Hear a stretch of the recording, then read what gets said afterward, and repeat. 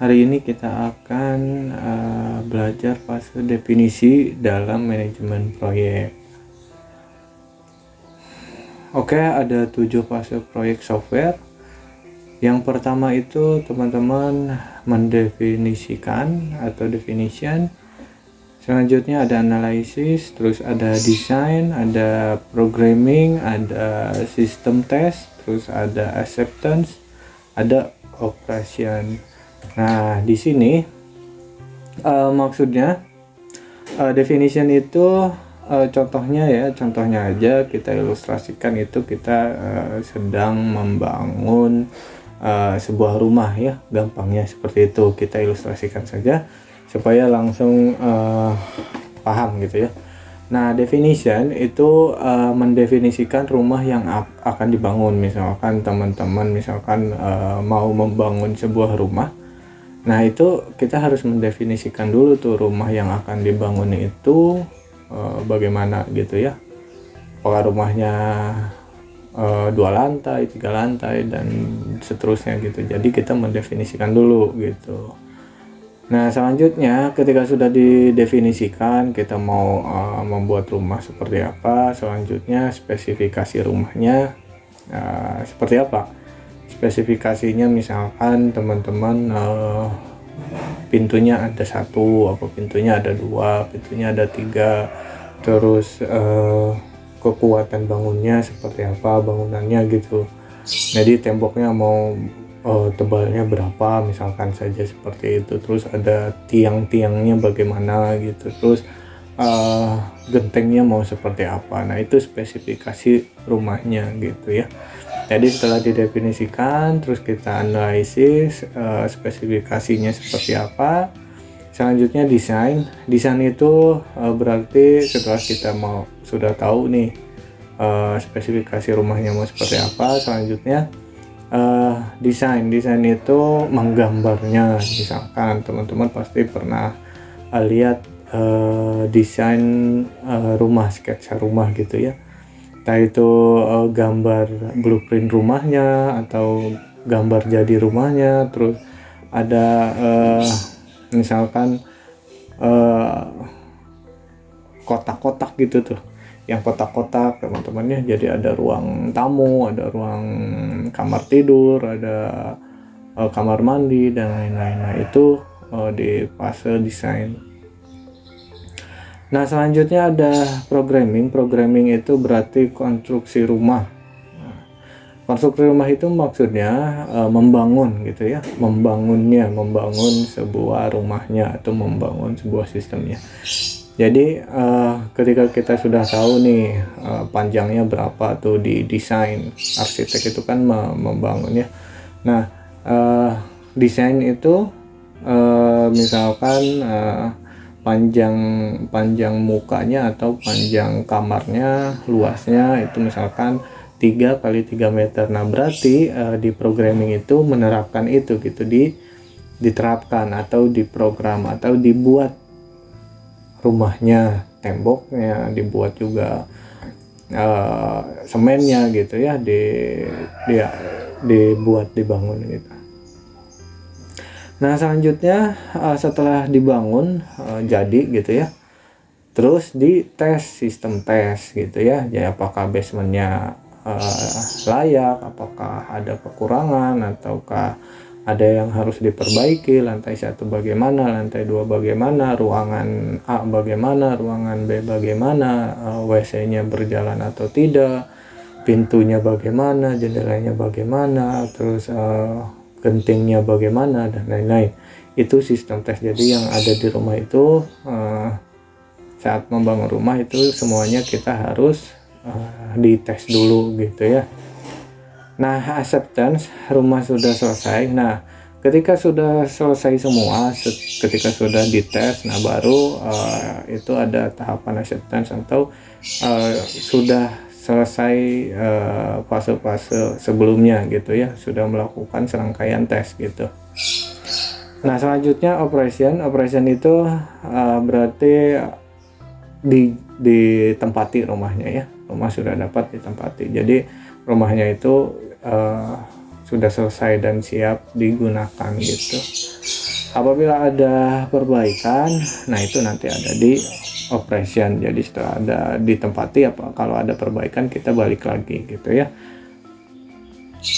Nah selanjutnya 7 fase proyek software. Tujuan dari fase definisi yang pertama itu tadi untuk memahami dengan baik masalah-masalah yang dihadapi oleh user dalam memperkirakan biaya dan waktu penyelesaian proyek. Nah ya, untuk fase definisi ini kira-kira nih kita itu tadi kan kita membayangkan mau membangun sebuah rumah gitu ya. Nah ketika kita membayangkan mau membangun sebuah rumah itu harus disesuaikan dengan biaya kita yang ada gitu ya. Biaya kita apakah mau lantainya 3, berarti kan biayanya harus besar, jadi itu harus diestimasi juga dengan biaya gitu ya, disesuaikan dengan biaya dan kebutuhan kita sebetulnya gitu. Nah ada 3 aktivitas utama yang harus dilakukan dalam fase definisi. Itu yang pertama, harus memahami dengan baik masalah-masalah yang dihadapi oleh user dan apa saja yang dibutuhkan untuk menyelesaikan masalah tersebut gitu ya. Jadi masalah-masalahnya apa-apa saja, jadi kita harus tahu dulu masalah-masalahnya ya. Selanjutnya dalam fase definisi itu aktivitas yang kedua, Anda harus memutuskan proyek akan dilaksanakan atau tidak. Tulislah beberapa dokumen dan temukan beberapa kejadian penting pada akhir fase ini. Nah, contohnya teman-teman tadi ketika teman-teman misalkan tadi mau membangun rumah itu 3 lantai, tapi uangnya tidak ada. Nah, itu teman-teman harus memutuskan apakah proyek ini akan dilanjutkan atau tidak gitu ya. Begitu juga sebaliknya, kalau misalkan banyak uang, permintaannya banyak, tapi kita tidak mampu di dalam sumber daya manusianya, itu juga kita harus mempertimbangkan itu gitu ya. Jadi tidak semua proyek yang ada itu bisa kita ambil gitu ya. Kita juga lihat kemampuan kita dan sumber daya manusia yang kita punya gitu.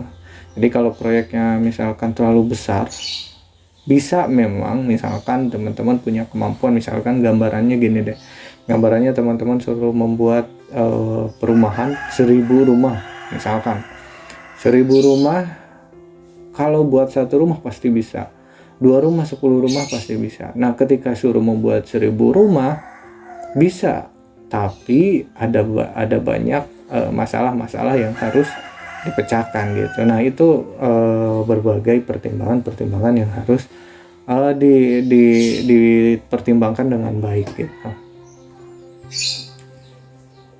Nah yang pertama itu menulis requirement dokumen. Jadi dokumen kebutuhannya apa saja, yaitu dokumen yang berisi rincian kebutuhan user.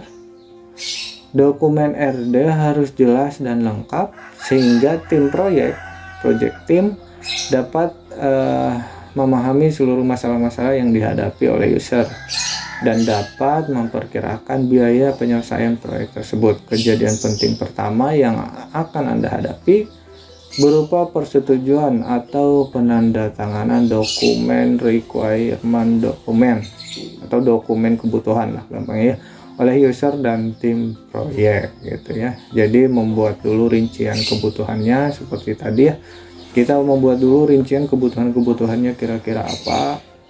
Balik lagi contohnya misalkan rumah ya. Berarti kita requirement dokumennya itu apa saja nih? Berarti ada tanahnya gitu ya, lokasinya. Terus ada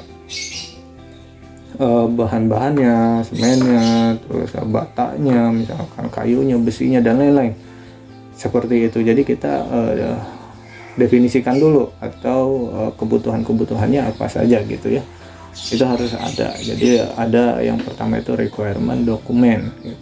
Selanjutnya menulis pendahuluan perencanaan proyek. Nah ini merupakan langkah pertama dalam merencanakan langkah-langkah berikutnya yang harus diambil untuk mengembangkan produk dan sumber-sumber apa saja yang dibutuhkan untuk setiap langkahnya. Rencana tersebut menggambarkan berapa lama sumber-sumber tersebut akan diperlukan dan berapa banyak biaya yang akan dikeluarkan. Nah, di sini menulis pendahuluan perencanaan proyek ini berarti teman-teman setelah menulis requirement dokumen, selanjutnya akan berapa lama proyek tersebut diselesaikan gitu. Sama seperti tadi ya, itu kan ada kita membuat 1000 rumah bisa, kalau 1 sampai 10 rumah kita bisa selesaikan, tapi kalau 1000 itu kita butuh penyesuaian dan waktu yang tidak sedikit gitu ya. Jadi di sini kita tentukan juga. Nah, selanjutnya untuk tahap ketiga, Anda harus memberikan perkiraan-perkiraan ini kepada user dalam bentuk proposal. Nah, teman-teman, dari yang tadi sudah dijelaskan, requirement dokumennya apa aja, terus pendahuluan perencanaan proyeknya apa aja, itu dijadikan sebuah proposal untuk user kita. Jadi tidak semua yang proyek tersedia itu bisa kita ambil. Jadi kita tentukan dulu mana yang sekiranya bisa kita kerjakan dan mana yang tidak bisa kerjakan gitu. Maksudnya dalam tanda kutip bisa mungkin akan membutuhkan waktu yang lama dan sumber daya yang banyak. Jadi kita juga harus mengukur kemampuan tim kita gitu. Jadi itu dibuatkan proposalnya seperti itu. Selanjutnya requirement dokumen tadi itu yang berisikan masalah-masalah yang dihadapi oleh user dan solusi umum yang dibutuhkan gitu ya. Bahasanya berorientasi pada bahasa yang digunakan oleh user sehari-hari dan jauh dari bahasa komputer. Kadangkala dokumen kebutuhan digunakan sebagai permohonan untuk sebuah proposal ketika user menawarkan proyeknya kepada kontraktor luar. Jadi teman-teman kalau mungkin yang pernah mengajukan proposal gitu ya, proposal untuk pengajuan proyek, apakah pembuatan software, apakah pembangunan, apakah dan lain-lain lah ya. Nah itu pasti di dalamnya kita membuat sebuah sebetulnya dokumen kebutuhan gitu ya. Jadi kita akan membuat apa, rincian biayanya apa saja dan lain-lain gitu ya. Tanya jawab dengan user. Proses tanya jawab dilakukan untuk mendapatkan informasi yang tepat dari user untuk memperoleh RD yang baik atau dokumen kebutuhan atau requirement dokumen yang baik gitu ya. Nah, maksudnya apa di sini? Maksudnya jadi ketika kita contohnya membangun sebuah rumah, itu yang punya proyek, yang punya yang mau membuat sebuah rumah itu kan pasti akan memberikan atau mengutarakan keinginan-keinginannya gitu ya. Jadi kita harus melakukan interaksi langsung atau melakukan tanya jawab lah gampangnya. Jadi supaya apa? Supaya keinginan user itu sejalan dengan apa yang akan kita jalankan. Jangan sampai keinginan user apa kita membuatnya apa gitu ya. Tapi kadangkala memang di sebuah proyek itu usernya ngomong A, kitanya membuat A, tapi itu ada yang miskomunikasi gitu ya. Maksudnya contohnya misalkan user pengen membuat sebuah kamar tidur misalkan, tapi di gambarannya user itu mau membuat sebuah kamar tidur yang misalkan futuristis, misalkan interiornya seperti apa dan lain-lain gitu ya.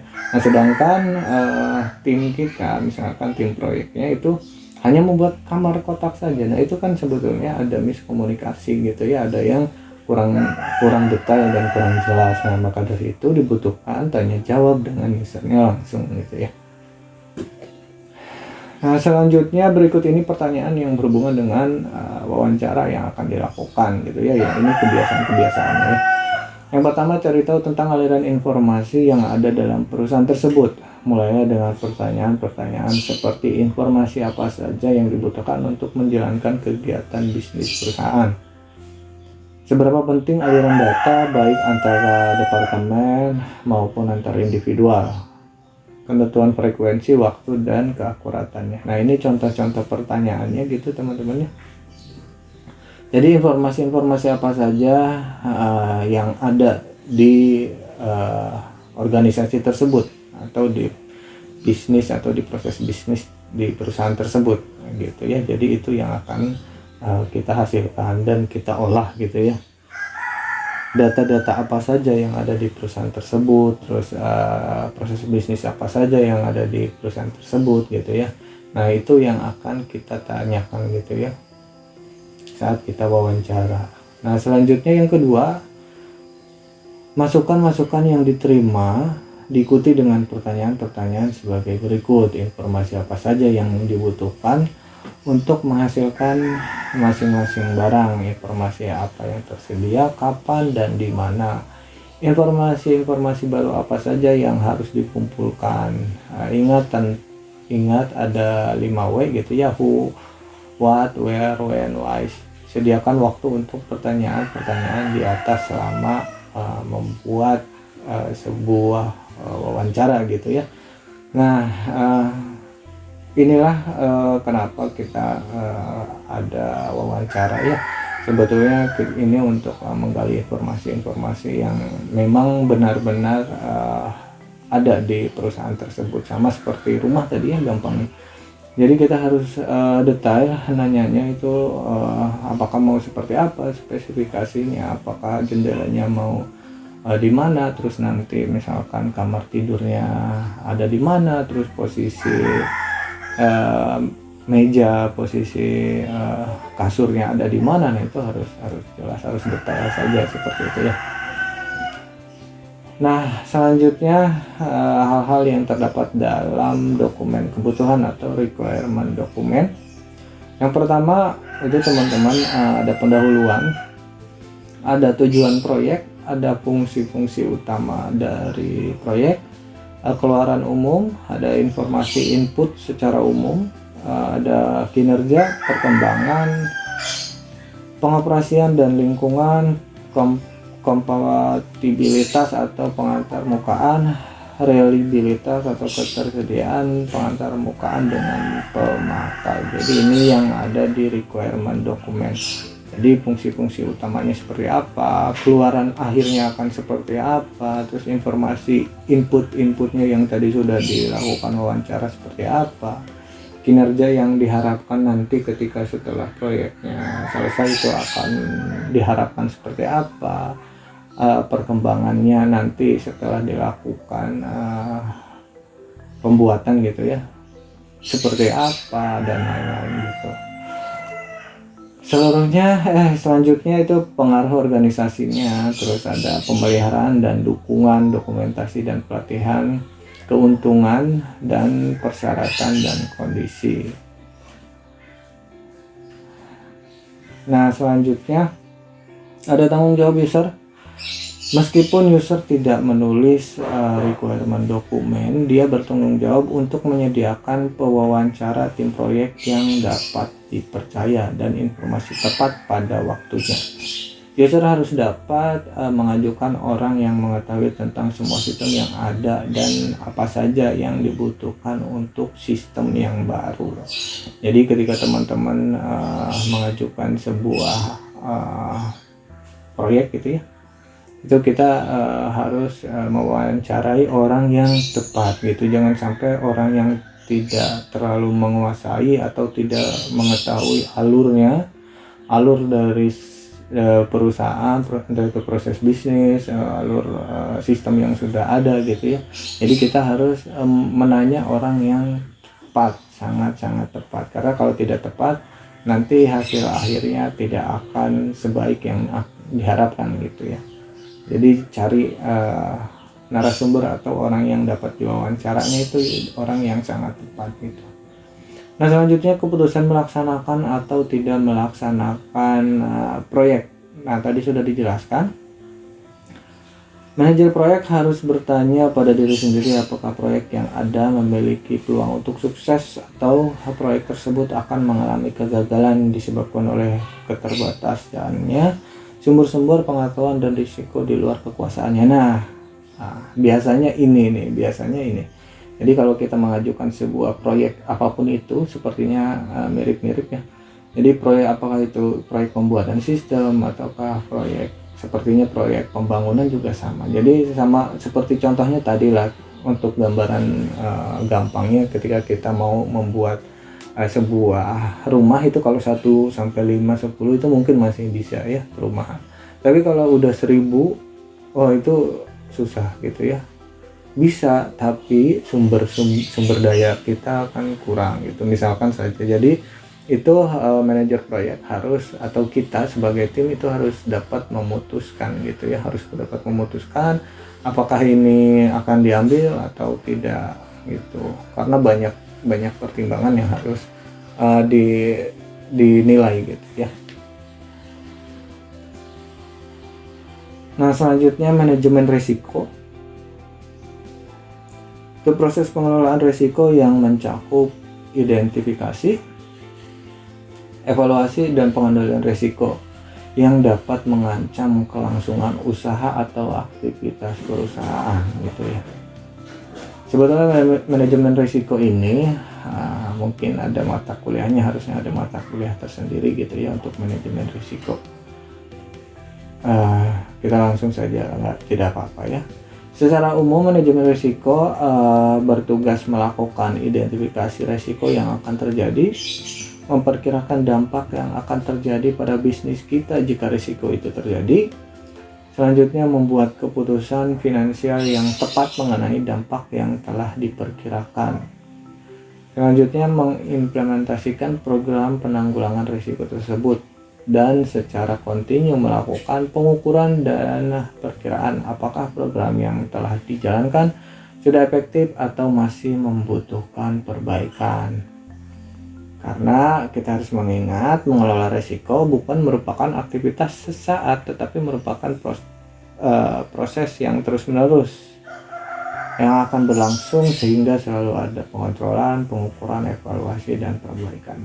Nah, di sini manajemen risiko, ketika kita memutuskan untuk mengajukan sebuah proyek, sebetulnya kita sebelum mengajukan kita harus bisa atau tahu apa risiko-risiko yang akan kita hadapi ke depannya gitu ya. Sama seperti kita misalkan risiko-risiko yang akan kita hadapi ketika kita melakukan perkuliahan. Berarti risikonya kita udah tahu nih ya, ada pasti harus belajar dengan giat, selanjutnya kita harus mengerjakan tugas, kita harus belajar, kita harus berorganisasi, terus kita harus mengerjakan ujian dan lain-lain ya, skripsi misalkan saja itu misalkan. Nah, itu kita harus tahu risiko-risiko sebelum kita memutuskan untuk kuliah. Sama seperti proyek juga seperti itu, sepertinya apapun proyeknya. Jadi apakah itu proyek pembangunan sistem dan proyek pembangunan bangunan gitu ya, mungkin sama gitu ya. Jadi kita harus tahu dulu nih apa yang akan kita hadapi di kemudian hari ketika kita menjalankan sebuah proyek itu gitu ya. Karena sama seperti tadi contohnya, ketika kita membuat sebuah keputusan mengambil sebuah proyek, itu kita berarti harus punya solusi juga atas risiko tersebut gitu ya. Contohnya tadi membuat sebuah perumahan dengan isinya 1000 rumah gitu ya. 1000 rumah itu resikonya kira-kira apa? Banyak gitu ya, jaringan listriknya, airnya, terus gasnya, terus PDAM-nya gitu ya. Itu harus di manage gitu, manage resiko gitu. Resikonya apa itu ya? Jalan aksesnya juga. Nah, itu juga harus dipikirkan gitu ya. Harus dipikirkan dengan matang resiko-resiko yang akan terjadi gitu. Nah, kalau kita sudah mengetahui resiko-resikonya, kita juga harus sudah tahu penanggulangannya gitu ya. Penanggulangannya itu harus seperti apa. Jadi jangan kita tahu membangun rumah 1000 itu harus punya akses jalan yang bagus, tapi tidak kita sediakan akses jalannya. Nah itu bagaimana? Itu ya tidak baik gitu ya, tidak akan bagus gitu. Nah, maka dari itu ketika kita punya proyek yang besar gitu ya, apapun proyeknya pasti ada resikonya. Nah kita harus tahu apa solusi dari resiko tersebut gitu ya. Jadi kita harus tahu resikonya, kita harus tahu solusinya, kita harus tahu cara permasalahannya, cara menyelesaikannya gitu ya. Nah, di sini contohnya untuk perusahaan industri, contoh solusi ya untuk perusahaan industri. Yang pertama itu selidiki dulu masalah-masalah yang ada gitu ya. Pertama melakukan identifikasi informasi kritis asetnya apa, menemukan kemungkinan ancaman yang telah diidentifikasi, mengidentifikasi kelemahan sistem yang dapat menjadi ancaman, menghitung besar risiko tersebut gitu ya. Jadi maksudnya aset-aset apa saja sih yang akan sekiranya akan mengancam gitu ya, akan menimbulkan sebuah masalah gitu ya. Nah setelah kita mengidentifikasi masalah tersebut, kita hitung risikonya itu apakah besar ataukah tidak, karena beda masalah untuk balik lagi ke tadi ya, ini balik lagi supaya teman-teman kebayang. Jadi kalau kita membuat sebuah perumahan yang isinya 5 dengan 1000 itu pasti beda ya. Jadi kalau misalkan 5 memang ada risikonya juga, contohnya jalan gitu ya, kita harus menyediakan jalan. Nah itu skup atau luasan masalahnya itu sedikit gitu ya, karena cuma 5 rumah gitu, masih bisa kita handle, itu satu garis jalan juga udah selesai. Nah beda lagi dengan 1000 rumah. Kalau 1000 rumah itu jalannya juga pasti harus banyak gitu ya, kita harus mengatur di mana posisi rumahnya, terus jalannya nanti akan seperti apa, itu kompleks gitu ya.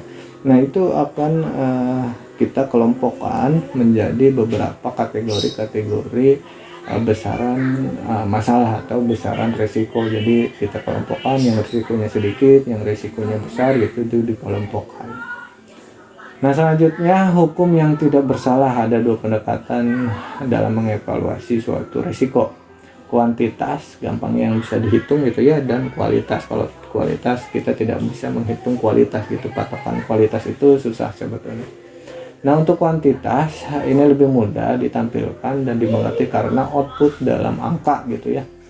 Namun untuk memperoleh angka tersebut dibutuhkan usaha yang cukup keras. Untuk menghitung dalam bentuk satuan uang dan dampak yang akan terjadi sangatlah sulit gitu. Nah seperti tadi lah ya, membangun jalan itu juga kita bisa hitung gitu ya. 1000 rumah berarti misalkan jalannya panjangnya harus berapa, biayanya harus berapa, dan lain-lain gitu ya. Kalau untuk kualitas itu kita susah juga ya gitu. Untuk kita jalan untuk 1000 rumah itu ininya patokannya bagus itu dari mana gitu, susah juga kita menentukan gitu ya. Tapi ada metode skor dan pengalaman daripada pekerja serta konsultan untuk memperoleh skor tersebut. Jadi ada cara-caranya penskoran gitu ya. Nah selanjutnya solusi ketiga, promosikan yang tidak terlibat. Setelah kita telah memberikan skor pada setiap resiko yang terjadi, maka tahap selanjutnya adalah mengurutkan resiko tersebut dari risiko yang punya skor tinggi sampai terendah. Nah sama seperti tadi ya, kita kelompokkan resikonya. Nah selanjutnya solusi keempat, kembali ke solusi 1 dan berputar sampai membosankan, melakukan pengukuran dari aksi yang telah diambil pada tahap sebelumnya. Pengukuran ini harus dilakukan secara kontinu. Jadi manajemen risiko ini harus dilakukan terus-menerus gitu ya. Jangan sampai ketemu masalah satu selesai udah, ya tidak gitu ya. Harus dilanjutkan terus, karena pasti saja ada masalah di kemudian hari gitu ya. Selanjutnya perencanaan proyek. Perencanaan merupakan sebuah proses yang berulang-ulang. Rencana akan ditinjau secara terus-menerus sesuai dengan perkembangan proyek dan sesuai dengan bertambahnya pengetahuan dan pemahaman yang lebih baik dari anggota tim tersebut gitu ya. Selanjutnya, perencanaan memang merupakan pekerjaan yang sangat sulit, tetapi harus dilaksanakan sebagaimana mestinya. Banyak proyek menjadi kacau karena tidak adanya perencanaan. Nah, sama seperti teman-teman membangun sebuah software lah, jangan bicara perencanaan proyek dulu lah ya, kita ilustrasikan dengan tugas teman-temannya. Nah, di tugas juga, di kuliah juga teman-teman harus punya rencana nih. Rencana apa? Rencana yang kita itu akan belajar fokusnya kemana gitu ya. Apakah teman-teman mau menjadi misalkan audit sistem informasi, apakah teman-teman mau jadi nantinya programmer, apakah teman-teman mau jadi akunting, atau nantinya teman-teman juga akan mungkin sistem analis gitu ya. Nah, itu juga harus direncanakan oleh teman-teman sebetulnya.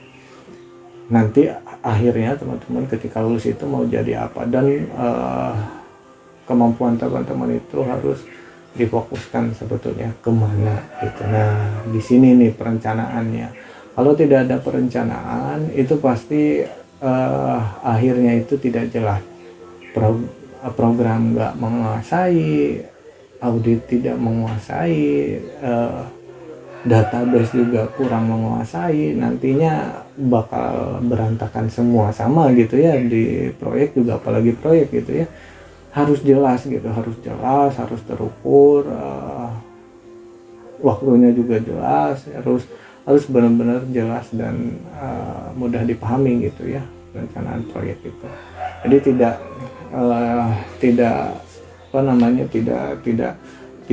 ada yang tidak jelas gitu kalau di perencanaan proyek. Kalau tidak jelas pasti tidak akan benar gitu ya proyeknya nanti ke depannya. Nah, selanjutnya perencanaan proyek itu ada preliminary project plan atau PPP, ada work breakdown structure, ada network diagram, calculating project cost, project schedule, ada PPP outline gitu. Nah, nanti nih kita akan bahas lebih dalam. Nah, pendahuluan perencanaan proyek itu sebagai langkah awal, sumber daya, biaya, dan jadwal yang dibutuhkan untuk menyelesaikan sebuah proyek. PPP itu dokumen internal, tidak perlu ditunjukkan ke user, terutama user luar.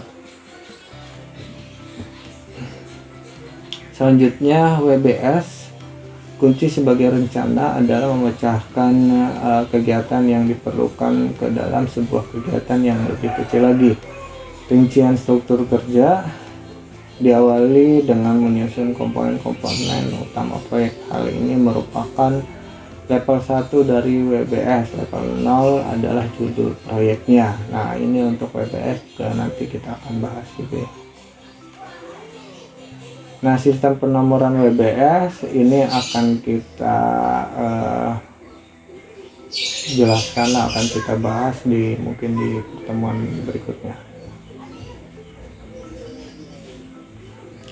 Nah, kapan Anda berhenti gitu ya? Kapan berhentinya sebuah proyek gitu ya? Yang pertama, pemasukan nomor pada level terendah menunjukkan tugas atau kegiatan dalam proyek. Anda dapat berhenti merinci sebuah kegiatan jika mengikuti langkah-langkah berikut dengan benar.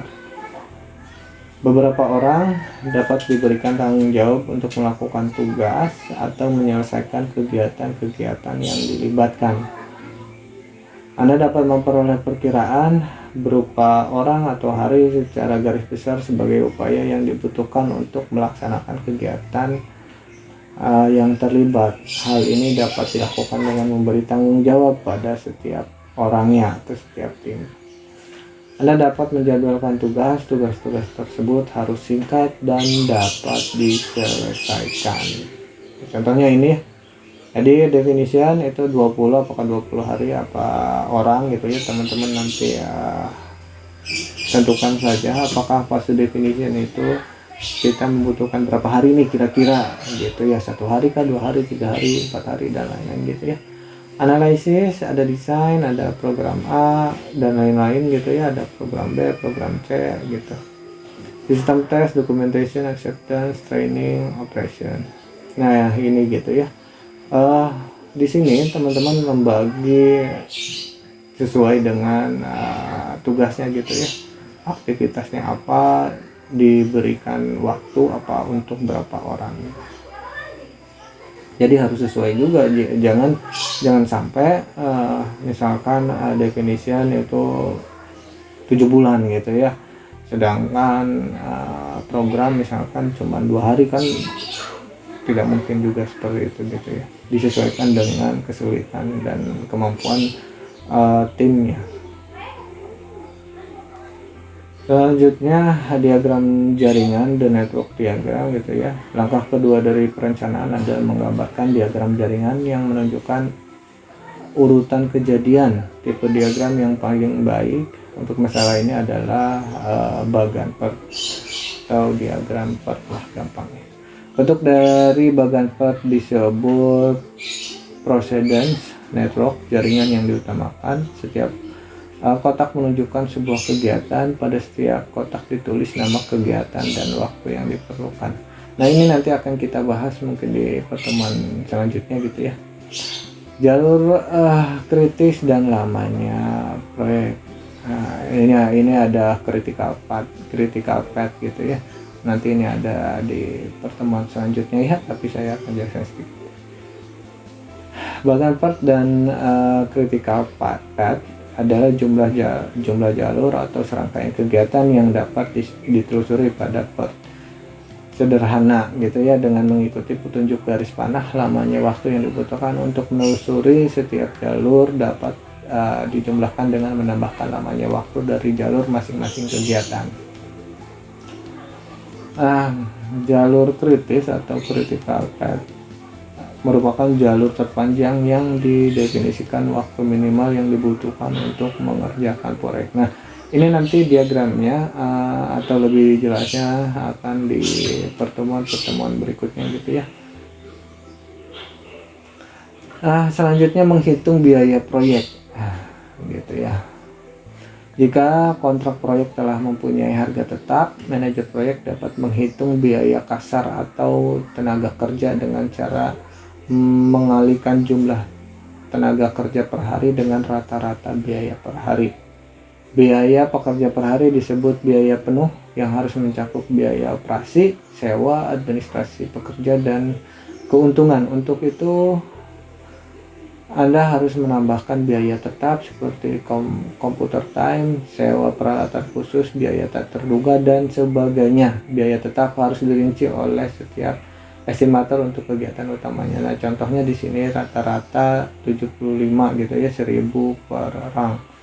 Keuntungannya harus berapa nih? 25%. Jadi keuntungan totalnya itu dari 75.000 itu 18.750.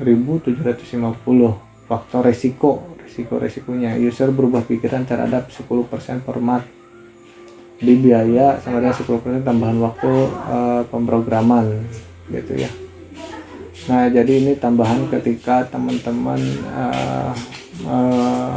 jadi si user itu meminta sebuah perbaikan lah, jadi kita harus ada spend tambahan cost gitu ya, menghitung biaya proyeknya gitu. Jadi kita harus menambahkan 10% untuk itu dan keuntungannya 25%. Sebetulnya ini tidak ada standarnya gitu ya. Jadi teman-teman sebetulnya bebas aja gitu ya.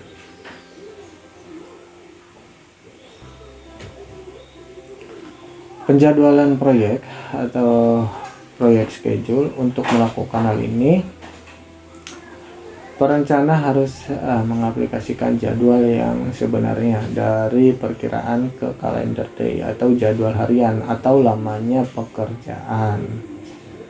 Selanjutnya, salah satu kesulitan tugas ini yaitu mengalokasikan sumber daya manusia yang akan bekerja pada kegiatan yang akan dilaksanakan, terutama ketika pekerjaan berlangsung secara serentak. Kesulitan lain yaitu memutuskan bagaimana mempersingkat pekerjaan yang dilakukan dengan menggunakan sumber daya yang ada. Nah, betul seperti yang sudah dijelaskan tadi ya. Jadi kita tuh harus melakukan penjadwalan gitu ya, apakah itu jadwalnya harian, apakah akhirnya itu berapa lama gitu ya proyeknya harus selesai gitu ya, nanti dibagi lagi menjadi harian. Nah selanjutnya kita juga harus